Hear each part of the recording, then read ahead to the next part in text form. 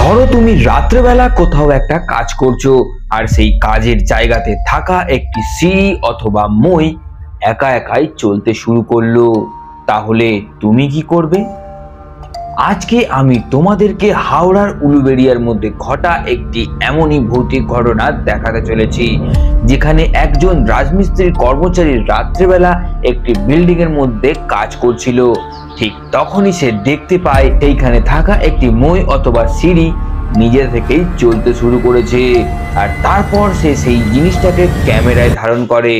আর তারপর যা হলো তোমরা ভিডিওর মধ্যেই দেখে নাও।